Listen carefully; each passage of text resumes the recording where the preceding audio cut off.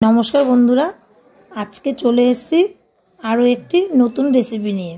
দই সর্ষের তেলাপিয়া রেসিপিটির জন্য লাগছে আমার তেলাপিয়া মাছটা ধুয়ে নুন হলুদ মাখিয়ে রেখেছি। আর লাগছে টক দই আর সর্ষে গুঁড়ো। কড়াইতে তেল গরম করে প্রথমেই মাছগুলো ভেজে নেব।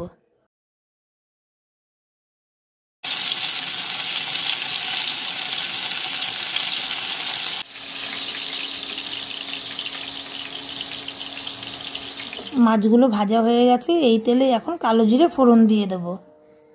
এবার দিয়ে দিচ্ছি ফেটানো টক দই।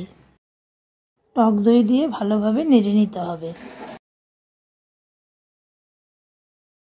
এবার দিয়ে দিচ্ছি পরিমাণ মতো নুন আর জলে গুলে রাখা সর্ষের গুঁড়ো।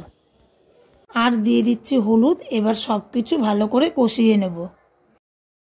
এবার সামান্য জল দিয়ে নেড়ে ঢেকে দেব।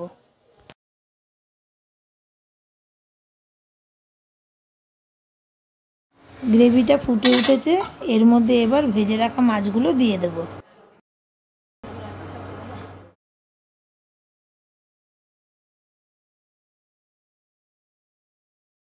দিয়ে দিচ্ছি কয়েকটা চেরা কাঁচা লঙ্কা।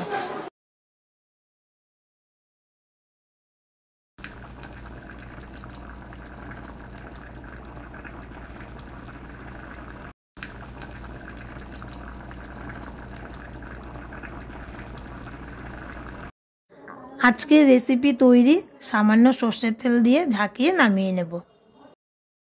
আজকের রেসিপিটা ভালো লাগলে লাইক, শেয়ার ও সাবস্ক্রাইব করতে ভুলবেন না।